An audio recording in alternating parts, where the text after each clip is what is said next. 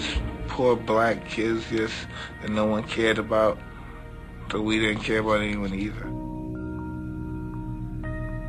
I was just a monster as a kid. The beast survived, My sister and brother, they used to kick out of me all the time, and I just didn't want to fight. I started breaking the houses in Brooklyn. I like the armed robberies. You have to go where the money's at, you have to go in the stores and houses and stuff. Tyson was sent to a detention center 100 miles from Brooklyn, not far from a town called Catskill. I remember the day when Mike came, yes. I remember the first time laying eyes on him. He was being escorted across the field to our place by two of the bigger staff. And they brought him in handcuffs. He found out that I was an ex-fighter. And he asked one of the staff, how can I meet Stewart? Finally, I went to his room one night, and I banged on his door to intimidate him. I said, so you want to meet me? What the hell do you want? He said, I want to be a fighter. I said, so do the rest of these other guys, all the rest of these other guys. They haven't got the balls to work to be a fighter. I'm serious, Mr. Stewart. I said, let's see your behavior continue like it is for a few weeks, and then we'll see what happens. A phone call from this Bobby Stewart, who was an amateur fighter, and he was a guard in a correctional facility. He called us one day and said, I got this young kid up here who never boxed or nothing, doesn't know anything, but he gets in trouble. I was wondering if you and Teddy would take a look. Cuz watched me, Cuz was pleased, I guess. And he said, you have too much talent, you know what I mean? And he said, you're a good kid, but if you go back to Brooklyn, you're only going to get yourself in trouble. And from that point on, he adopted me. I know there was a guy, a middleweight contender, good fighter, good puncher. Good fighter. His name was Dave, what's that his name? Shade. Huh? David Shade. Shade. Shade. Yeah, that's right, Dave Shade, that's right. Jesus. How don't you remember that? And before Mickey Walker. Fought everybody. He knocked him, the first guy knocked out, what's his name? He became light heavyweight champion of the world from Buffalo. Slattery? Flattery. This guy remembers everybody, Slattery. I want to find something. I want to be able to find it. I met Cuss in 1939. He was like a cuckoo bird. He had a terrible thing about gangsters. If he went to a restaurant, he'd have to seat himself looking over here, looking here, seated by the door, or look under the bed when he went home, or open the closet. He was fun. And he's easy to fool, too. He's easy to goof on and fool. And so it made it look cute, like some big guy, you're fooling him and stuff. And he was a lovable guy in ways. He is, he was hugging people and stuff. And he needed that, too. He comes out of a boys' home. He comes to Catskill. There are people who are friendly to him. And there's no one saying, okay, I just fed you, now you're going to do this for me. You say, hey, Lenny, could you take me to the store and get me a milkshake? And you buy him a milkshake, and a couple of days later he tries to pay you back, and you say, Michael, that's okay. You don't have to pay me back. It's no, I did this because I'm your friend. I'm not doing this for any reason. Maybe God, gave him such a strong body. He figured, well, I'll give him a strong body, and I'll make him have to become strong another way on his own. You know what I mean? He's a little weak personality as far as being, he's easily misled. He needs love. He needs a boost. He needs confidence, somebody to be there with him. Another right duck to the body by Tyson. Very, very strong boxer, Tyson. Very, very strong. Brown has taken some vicious punishment and held on. He's still in there. I don't think he's... There's another right by Tyson. It's just left right. He's giving up. Patel's coming in. Look at old Tyson jump on the ropes. That is it. They threw the towel in. He was very sensitive about people picking on him in school. I know some kids would call him names. They call him Mighty Joe Young because kids could be mean, and they would use that name to make fun of the size of him. And a change happened in Mike.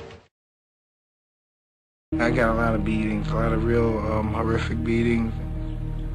I was very afraid all the time.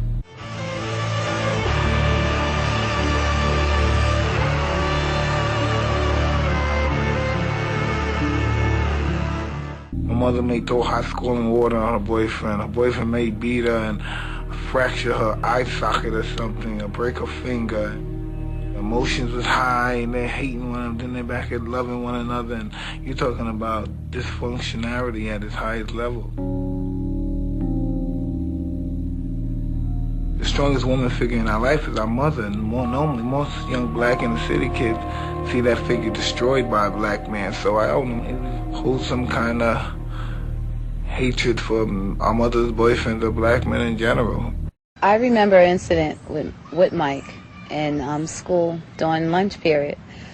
We had came in one day to get our lunch, and Mike was online with me that day. I don't recall at first, anybody coming in saying anything to Mike or anything, but all I can remember is Mike got upset. He was very angry, and my tray and everybody else's tray hit the floor. He just pushed them, and they all landed on the floor. And later we found out the reason he did act like that is because he found out his mother passed away. There was a time, I remember one time when there was an argument between Tyson and Cus, and Cus went outside, come here. You want to be a tough guy, come here. And we're going to fight. And Cus was very serious. And he had a sister-in-law that was a young girl, and we were all friends, and I guess I was a young boy and I was fresh, and I grabbed her butt. She was 11 years old.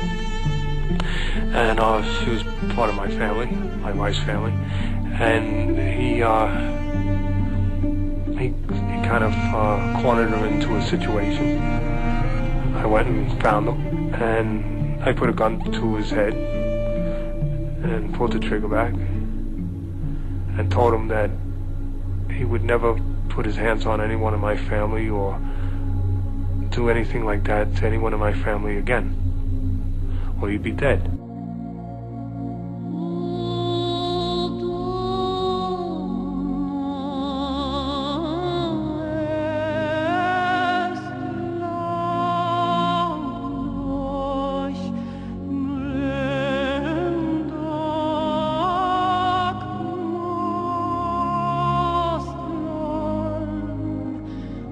Teddy Atlas never saw Mike Tyson or Cus D'Amato again. Kevin Rooney took over as Tyson's trainer. I know exactly how he feels and how he, from time to time, I know when to put a little pressure down to make him aware and perhaps influence him in a particular direction. And I also know when to lay off. That's all they think about. There's nothing wrong with thinking about girls, but they think about it all the time. Everything they do. That guy there lately, you. They had the common sense, they wouldn't get into trouble. Conflict, like the other day, right? I was saying, yeah. Who's got the complex? The other day I was like this, I said, yeah, I'm talking to this girl. Then I was saying, I better not do that, Cus doesn't like a fool. Oh, if you do because I said it, you're a fool. You got to do it because what I said was right. That's what you got to do it for. Not because I said, all I do is remind you. You got to do it because you know it's right to do, and it's going to benefit you in the long run. I got Floyd Patterson the first time, and now here at the age of 76, I was fortunate enough to come into contact with this young man who has, in my opinion, all the requirements to be the great champion that I believe he's going to be. Maybe one of the best that ever lived, if he continues as interested as he is now. I don't trust anybody in general. I don't like people to know me at all. And I just recently trusted because the same much I trust him, I guess he trusts me. And he trusts me a lot, so. But no one really knows Mike Tyson. Nobody's really friendly with Mike Tyson. Who, I? Except Cus D'Amato.